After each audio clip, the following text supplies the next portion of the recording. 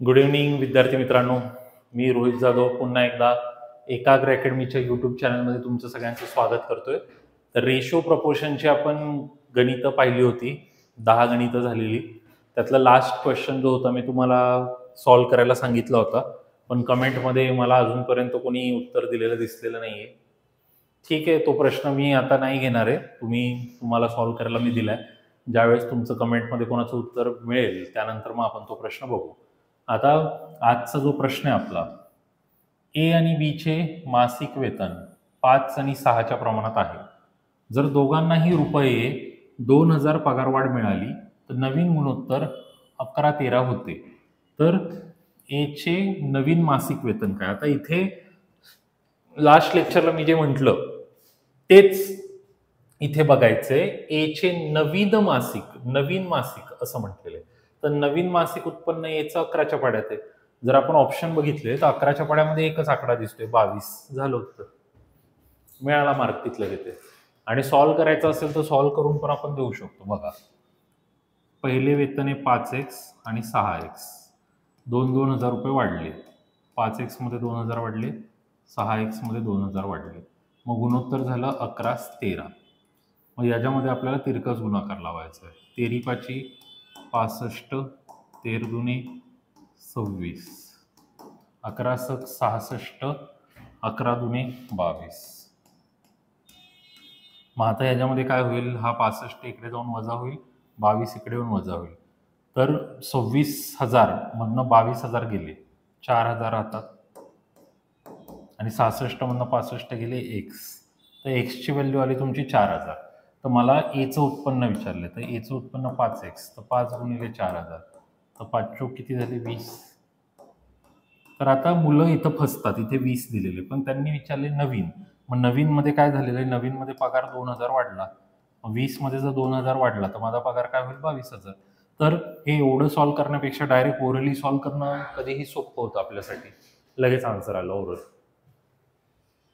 तर ratio proportion हा एक ना पॅरेंट चॅप्टर आहे. पॅरेंट चॅप्टरचा अर्थ काय असतो की हे एक बेस आहे आणि याच्यावर आधारित अजून त्याच्या शाखा, अजून त्याचे चॅप्टर्स आहेत. जसं आता हा चॅप्टरला तुमचा रिस्पॉन्स चांगला असला तर ह्याच्या पुढे पार्टनरशिप नावाचं चॅप्टर असतं. प्रॉब्लेम ऑन एजेस म्हणजे वयवारी. आता यालाच मी असं पण तुम्हाला विचारू शकलो असतो, ए व बी चे म्हणजे वयाचे गुणोत्तर 5-6 आहे आणि मग 2 वर्षानंतर त्यांचे गुणोत्तर 11-13 झाले.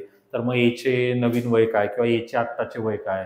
तर असं आपण वयवारीमध्ये पण हेच कन्सेप्ट वापरणार. त्यामुळे पॅरेंट चॅप्टर हे इम्पॉर्टंट असतं. जसं आता पर्सेंटेज हा एक सगळ्यात इम्पॉर्टंट चॅप्टर आहे. पर्सेंटेज जर एखाद्या व्यक्तीला आलं तर त्याला प्रॉफिट लॉस पण येईल. त्यानंतर आपलं त्याच्यावरच आधारित असतं सरळ व्याज आणि चक्रवाढ व्याज. म्हणजे हे सगळे एका चॅप्टरच्या पुढचे पार्ट आहेत. मी कुठलाही मुलगा जेव्हा नवीन मला विचारतो की सर असे कुठले चॅप्टर्स आहेत की जे मला आलेच पाहिजे, तर मी पहिलं टॉप मोस्ट एकच नाव घेईल, पर्सेंटेज सगळ्यांना आलं पाहिजे. आणि सेकंड मला कोणी विचारलं तर रेशो. थर्ड कोणी विचारलं तर मग मी ॲव्हरेजचं नाव घेतो. आणि मग फोर्थ टाइम अँड वर्क आणि फिफ्थ स्पीड टाइम डिस्टन्स.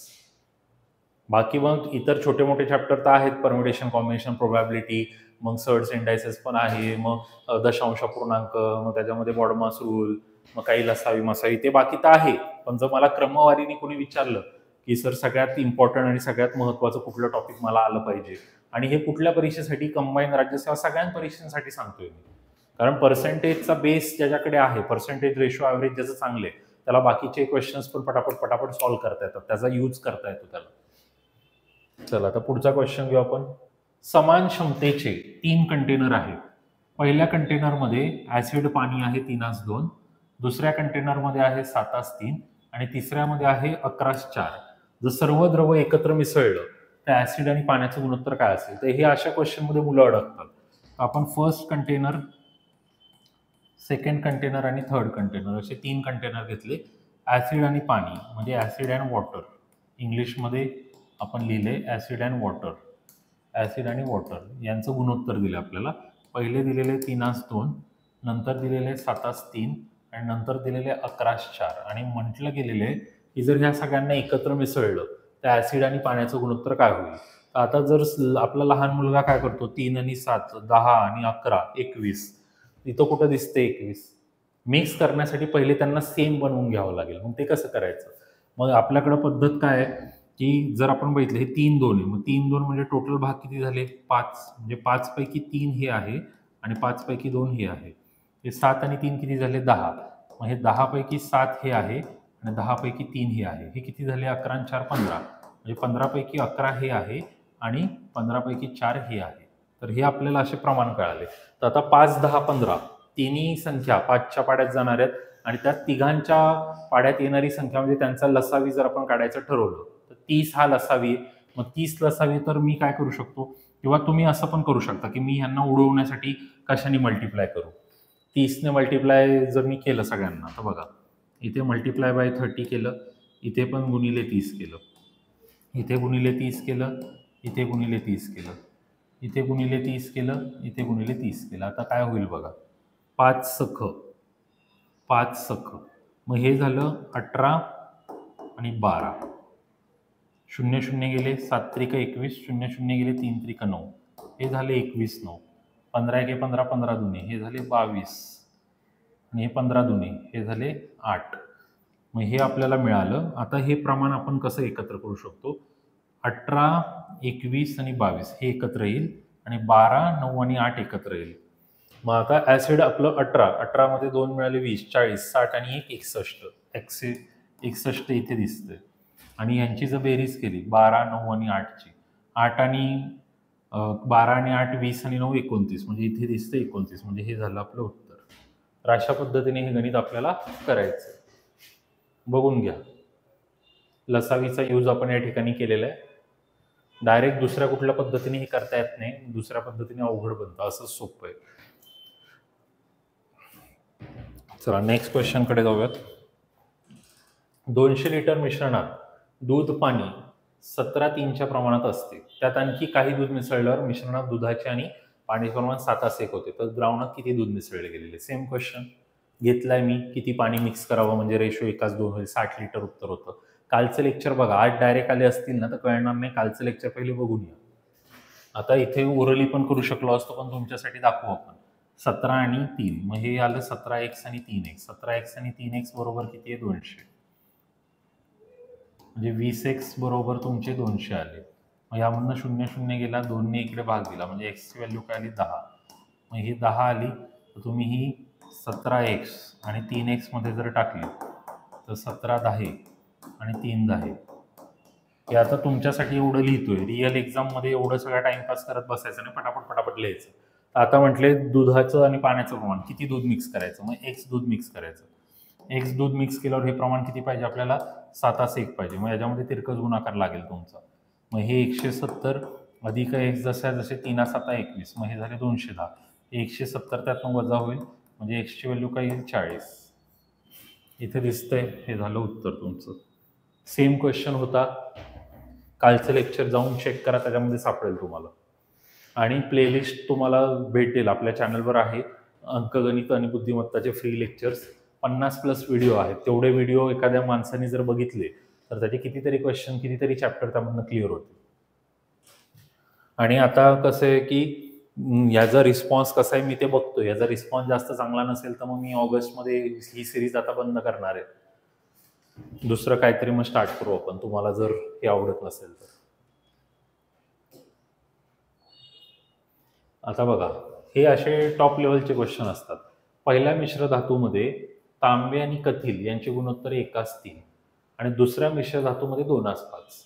नवीन मिश्र धातू मिळवण्यासाठी कुठल्या प्रमाणात 2 मिश्र धातू मिसळल्या पाहिजेत, ज्यामध्ये टीन आणि तांबे यांचे गुणोत्तर 8:3 होईल. हे टॉप लेवलचे प्रश्न आहेत. आता पहिला मिश्र धातूला नाव दिलं ए, त्यामध्ये तांबे आणि कथीलला टीन म्हणतो पण तांब्याला आपण कॉपर म्हणतो, तर आपण कॉपर आणि टीन असं लिहू. कॉपर आणि टीनचं प्रमाण होतं 1:3.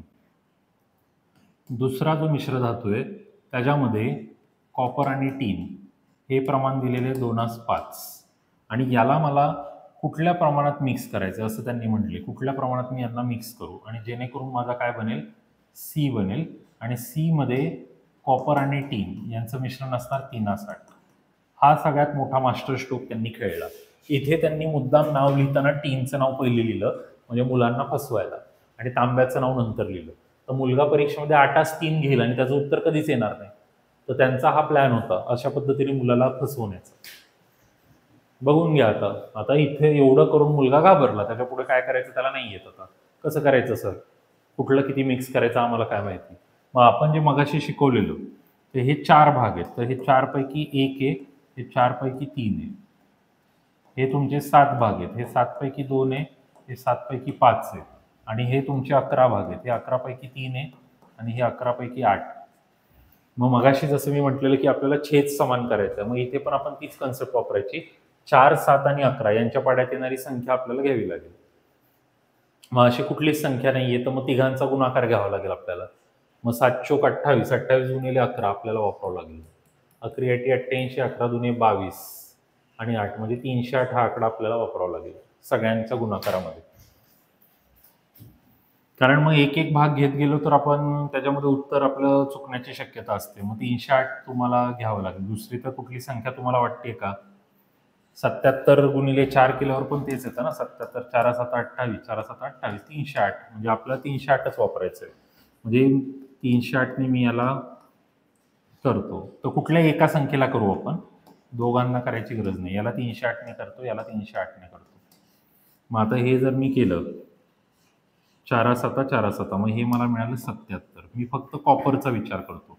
इथे घेतलं 7 चोक 28, 7 चोक 28, तर हे मला मिळालं 88. आणि इथे जर मी घेतलं 11 दुने 22 आणि हे 28 त्रिक 84, 3 8 24, 3 दुने 6 2 8, तर मला 3 व्हॅल्यू मिळाल्या 77 88 84. तर हे 3 व्हॅल्यूचे काय कन्सेप्ट असतं आता तुम्हाला हे डायरेक्ट समजणार नाही. याच्यामध्ये एक चॅप्टर आहे मिक्सचर एलिगेशन, त्याच्यामध्ये हे आपण वापरत असतो. तर त्यामध्ये आम्ही काय करतो, 3 व्हॅल्यू आल्यावरती आता ही आहे तुमची मीन व्हॅल्यू मिक्स केलेल्याची व्हॅल्यू, ही आहे चीपर व्हॅल्यू आणि ही आहे मोठी व्हॅल्यू म्हणजे डिअर. तर आपली पद्धत काय असते, D minus M M minus C असं करायची. मग आपला डी आहे 88, मिडल व्हॅल्यू आहे 84, मिडल व्हॅल्यू आहे 84 आणि चीपर व्हॅल्यू आहे 77. तर हे आले 4 आणि हे तुम्ही जर बघितलं तर हे आले तुमचे 7. इथे तुम्हाला दिसते तुमचं उत्तर 4 7. मग काही जण म्हणतात तुम्ही एकच केलं कॉपर, कारण दोघांना मिक्स करताना मी कुठल्या एकाचा वापर करून केलं तरी चालेल, तुम्ही दुसऱ्याचा वापर करून जरी सॉल्व्ह केलं तरी तुम्हाला तेच आन्सर मिळणार आहे. आणि मग याच्यामध्ये दुसऱ्या कुठल्या पद्धती आहेत का, तर याच्यामध्ये दुसऱ्या पद्धती जर करायला गेल्या तर त्या अजून कन्फ्युजिंग असतात. कन्फ्युजिंग का असतात, मग तुम्हाला असं घ्यावं लागेल की कॉपरचा 1/4 भाग आपण मिक्स केला, पण हे किती घेतलं तुम्ही, हे घेतलं एक्स आणि प्लस कॉपरचा 2/7 भाग तुम्ही किती घेतला वाय, आणि यांना मिक्स करून तुम्हाला मिळालं कॉपरचा किती भाग मिळाला तुम्हाला 311. हे असं तुम्हाला घ्यावं लागतं. मग हे खूप मोठं होत जातं. आता मग तसंच 3/4 याचा एक्स भाग घेतला प्लस 5/7 याचा वाय भाग घेतला, आणि हे सगळं करून तुम्हाला किती मिळाला 8/11. मग त्यातला 11 तासातच गायबच होईल, 3 आणि 8 राहील. मग ह्याचं तुम्हाला क्रॉस मल्टिप्लाय करून करावं लागतं. तर ते खूप मोठं होतं. बाकी काय प्रॉब्लेम नाही सॉल्व्ह करायला. तुम्हाला सॉल्व्ह करायचं तर मग हे असं येईल x/4 2y/7 आणि मल्टिप्लायमध्ये त्याच्या येईल 8. मग हे 4 दुने 8 असं बनेल, मग हे 2x बनेल, मग हे 8 दुने 16y आणि 7 बनेल. मग हा एक इक्वेशन तुमचा झाला. आता हे 3 ने ह्याला जर गुणलं तर हे 3 त्रिक 9 म्हणजे हे तुमचं काय बनेल, आता इथे जागा नाही आहे तरी मी तुम्हाला जस्ट लिहून देतो, हे 9x आणि 4 बनेल, आणि हे 3 5 15 म्हणजे तुमचं 15y आणि 7 बनेल. मग आता हे होईल काय की आता हे समोरासमोर हे इक्वलमध्ये ना, हे इक्वलमध्ये, मग आता हा 16y7 त्यामधनं 15y7 मायनसला जाईल आणि 9x 4 मधनं हा 2x वजाला येईल. मग आता हे काय झालं y/7 झालं, आणि हे जर सॉल्व्ह केलं 4 दुने 8 9तनं 8 गेले, मग हे काय झालं x/4. मग आता हा y तिकडे टाकला मी, तर हे आलं तुमचं उत्तर 4/7. हे बघा उत्तर. म्हणजे विदाऊट मिक्सचर एलिगेशन करायचं असेल तर हे करावं लागतं. हे मिक्सचर एलिगेशनची मी एक थोडी मध्ये शॉर्टकट सांगितली. पण हे असं करायला गेलं तर तुम्हाला रेशोच्या पद्धतीने पण उत्तर येईल, पण मग त्यामध्ये एवढ्या स्टेप्स आपल्याला कराव्या लागतील आणि हे मुलांना समजून सांगणं थोडंसं अवघड पडतं, म्हणून बाकीचे शिक्षक डायरेक्ट सांगत नाही, पण आपण तुम्हाला सांगितलं. बघून घ्या याच्यामध्ये एकदा काय डाऊट आहे का, कसे काय.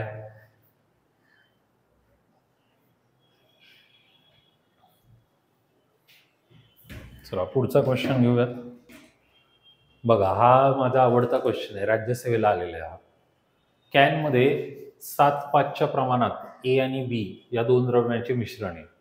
जेव्हा 9 लिटर मिश्रण काढले जाते आणि कॅन बीने भरले जाते तेव्हा ए बीचे गुणोत्तर 7:9 होते. तर सुरुवातीला कॅनमध्ये असलेले द्रव एचे प्रमाण किती, तर मला विचारलेले ए किती आहे.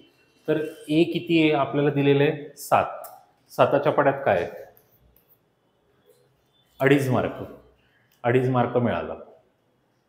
पण जर पर्याय वेगळे आले असते, 28 आलं असतं, 35 आलं असतं, मग तर डायरेक्ट एकच पर्याय 7च्या पड्यात असल्यामुळे इथे ते ट्रिक लागली. पण जर 7च्या पड्यात एकापेक्षा जास्त पर्याय असते तर ही ट्रिक लागणार नाही.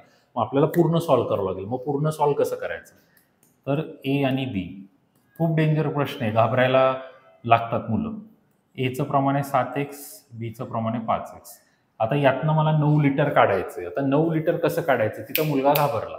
9 लिटर कसं काढायचं, तर बघा ए बीचा रेशो आहे 7:5. 7:5 म्हणजे टोटल किती भाग आहेत, 12.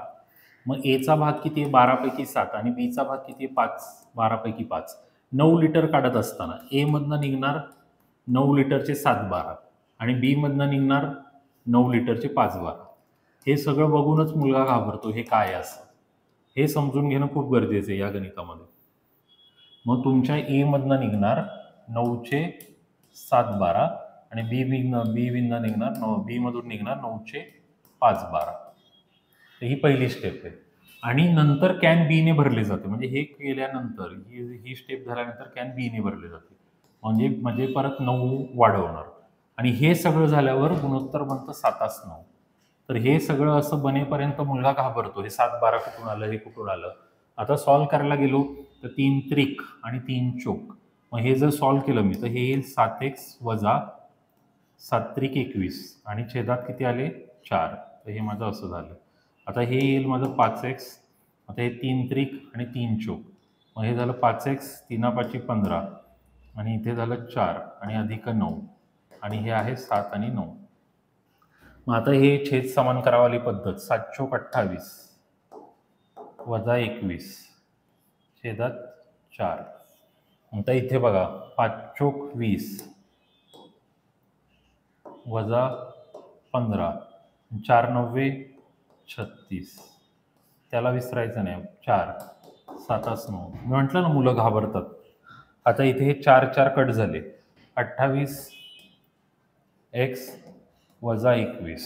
आता हे 20x अधिक 21 आणि हे 7 आणि 9. आता तिरकस गुणाकार, 28 9 252x, 21 9 89 असते, 2 7 14, 21 7 47 असते. आता हा 189 तिकडे जाईल, 140 इकडे आला. 140 जर इकडे आले तर 240 आणि 50 म्हणजे हे झाले 112x. हे 189 तिकडे ॲड झाले, म्हणजे समजा आपण 190 पकडलं, 290 आणि वरचे 40 त्याच्यामध्ये टाकले, म्हणजे 336. 12 त्रिक 36नी कट झाला, म्हणजे एक्सची व्हॅल्यू आली 3. एक्सची व्हॅल्यू आली 3 आणि आपल्याला ए किती दिलेला सुरुवातीला, 7x, म्हणजे 7 त्रिक 21. मग हे झालं उत्तर. मग परीक्षेमध्ये एवढं सगळं करून तो मुलगा 2.5 मार्क मिळवतोय आणि हे एवढं सगळं न करता डायरेक्ट फक्त प्लॅन वापरला आणि ऑप्शनने त्याचं उत्तर आलं.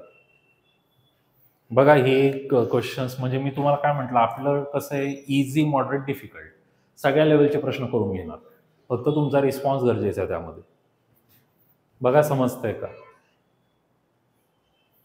अजून पुढे पण आहेत प्रश्न, पण तुम्ही मागच्या लेक्चरमध्ये मी विचारलेल्या प्रश्नाचं उत्तर अजून दिलेलं नाहीये. आता हे पैसे वाटायचे वगैरे हे सोपे प्रश्न आहेत. बघा 7,200 रुपये हे 5 पुरुष 6 स्त्रिया व 2 मुली यांच्यात वाटायचे आहेत. एक पुरुष, एक स्त्री व एक मुलगा यांच्या वाट्याचे प्रमाण 2, 3, 4 आहे. ते एका स्त्रीचा वाटा किती? तर आता ह्याच्यामध्ये कसं करायचं? पुरुष किती आहेत? 5 पुरुष,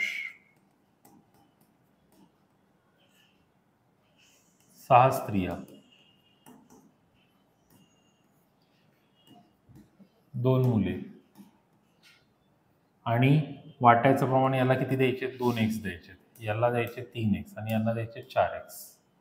असंच दिलं ना, एक पुरुष, एक स्त्री, एक मुलगा वाट्याचे प्रमाण. मग आता वाटत असताना मला इथे द्यावे लागेल 10x, इथे द्यावे लागेल 18x, इथे द्यावे लागेल 8x आणि हे सगळं मिळून मला किती रुपये द्यायचे? 7200. मग 10, 18, 28, 28 आणि 8, 36x बरोबर 7200. पाढे चांगले असतील तर डायरेक्ट कळतं, 36 दुने 72 म्हणजे 200 राहिले, म्हणजे एक्सची व्हॅल्यू 200 आली. मग आपल्याला त्यांनी विचारलं काय होतं की एका स्त्रीचा वाटा किती. आता इथं मुलगा फसतो, मग ते 18ने गुणतात. तसं नाही, एका स्त्रीचा वाटा 3x आहे. मग 3x म्हणजे 3 गुणिले 200. मग बेत्रिक किती आले? 6. म्हणजे किती रुपये द्यावे लागतील एका स्त्रीला? 600 रुपये द्यावे लागतील.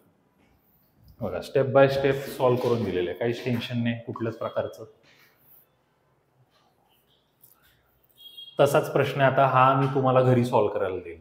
1072 रुपये राम, श्याम, नैना यांच्यात एकास 4, दोनास 3 आणि एकास 5 या प्रमाणात वाटायचे ठरवले. तर रामचा वाट्याला किती रक्कम येईल? राम, श्याम आणि नैना. रामला द्यायचे 1/4, रामला द्यायचे 1/4, श्यामला द्यायचे 2/3 आणि नैनाला द्यायचे 1/5. तर तुम्हाला विचारले 1072 रुपये यांना वाटायचे, तर कोणाला किती येतील? तर या क्वेश्चनमध्ये आता फक्त वेगळं काय की हे जे तुम्हाला दिलेले तर हे अंशछेदमध्ये दिले. याच्या आधीच्या गणितांमध्ये मी सांगितलं अंशछेदमध्ये पहिले तुम्हाला खालचा काय करावं लागेल? छेद घालावा लागेल. मग छेद घालवत असताना 4, 3, 5 सगळ्यांच्या पाड्यात येणारी कुठलीही संख्या तुम्ही घ्या. 5 त्रिक 15 आणि 15 चौक 60, 60ने तुम्ही गुणू शकता.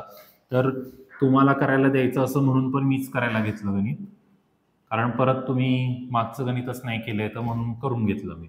हे 15 चौक 60 म्हणजे ह्याला 15 हिस्से, हे 20 त्रिक 60 पण 20 दुने किती झाले? 40 हिस्से आणि 12 पंची 60 म्हणजे हे झाले 12 हिस्से. 15, 40, 12 हे असे हिस्से येतील. आपल्याला 1072 रुपये वाटायचे आणि आपल्याला कोणाचा हिस्सा विचारलाय? रामचा.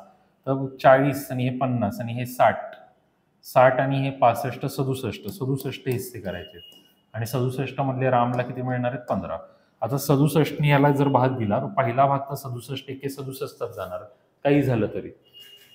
तर मुलगा इथे येऊन घाबरतो, पण आपण एवढं डोकं वापरायचं की 67 मध्ये शेवटी 7 आहे आणि इथे 2 आहे. 7च्या पडात 2 कधी येतात? 7 सकम 42ला म्हणजे 16. मग 16 गुणिले 15 240 झालं. तोंडी कसं आलं? 15चा वर्ग 225, अजून 15 मिळवले 240. आता मी हे सॉल्व्ह करून दाखवतो. 1072ला मी 67ने भाग दिला, 67 एके 67, 7तनं 7 गेले, हे आले 4, हे आले 402. आता मी काय केलं? 67 सक 6 सतम 42, 6 6 36 आणि 4 40 बसला भाग 0 0 0. मग 16, 16 गुणिले 15. आता 16 गुणिले 15 मी तोंडी कसं केलं? 15चा वर्ग मला माहिती आहे, 15चा वर्ग जर आपण केला म्हणजे मी काय केलं? ह्या 16ला मी पकडलं, एक वेगळा घेतला आणि 15 पकडलं. मग 15 गुणिले 15 आपण जर हे असं केलं तर हे 225 येतात आणि एक त्याच्यात 15 मिळतो, म्हणजे हे मिळून सगळे 240 होतात. तर ही कन्सेप्ट आपण त्यामध्ये वापरलेली. चला आता पुढे. चला आता मग हा तुम्हाला होमवर्कसाठी देतो मी, कारण दोन्ही क्वेश्चन सेम होते. ABC या तिघांमध्ये 8800 रुपयाची वाटणी करायची असल्यास ज्यामध्ये एचा भाग हा BCच्या 3/8 या प्रमाणात आहे, तर एला किती रुपये मिळतील? एचा भाग हा B आणि Cच्या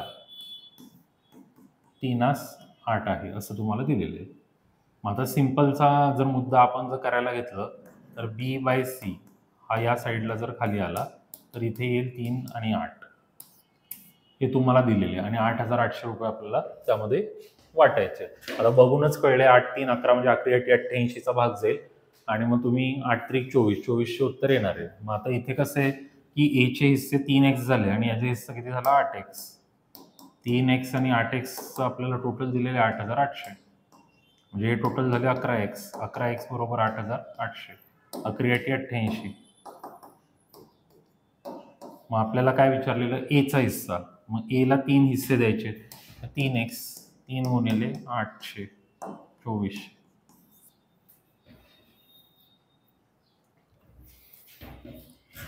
चला, हे मागचा क्वेश्चन सेम.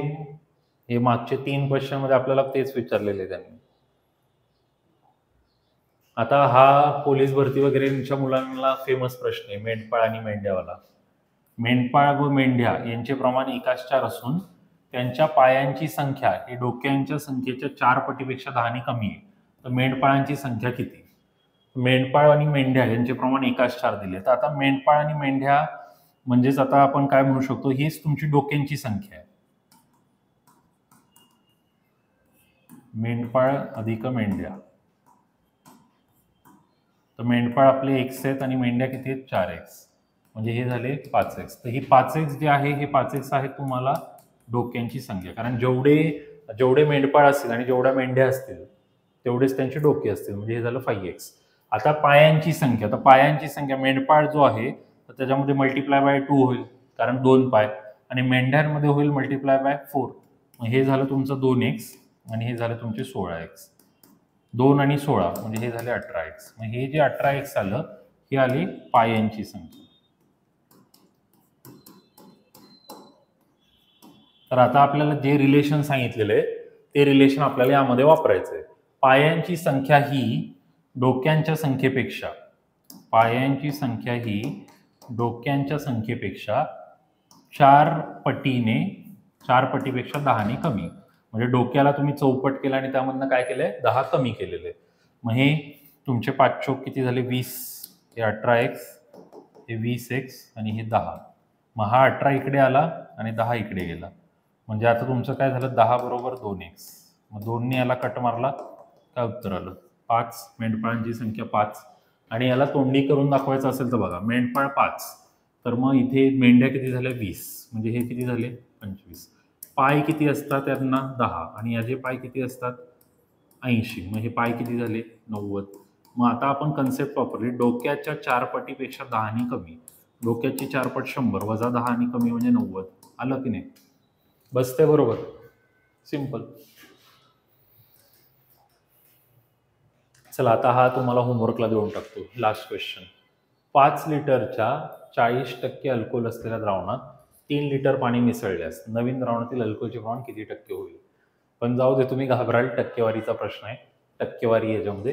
ठीक आहे, तरी कोणी एखादा विद्यार्थी ट्राय करून याचं उत्तर देत असेल तर सांगा. त्याची आन्सर की पण दिलेली आहे. आणि हा एक प्रश्न, चला तो पर्सेंटेजचा आहे, पण हा प्रश्न तुम्हाला करता आला पाहिजे, रेशो प्रपोर्शनचा आहे. आन्सर की या ठिकाणी मी दिलेली आहे. आन्सर तुम्ही तुमचं चेक करू शकता.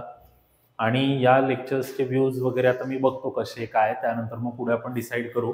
नाहीतर मग ऑगस्टमध्ये मग काहीतरी मी दुसरी सिरीज घेऊन येईल. सेशनला शेअर करायला तुम्ही विसरू नका. जेवढे जास्त शेअर होतील, जेवढे जास्त व्ह्यू होतील, तेवढे जास्त लेक्चर मला घ्यायला मिळतील. चला, आजसाठी एवढंच. धन्यवाद.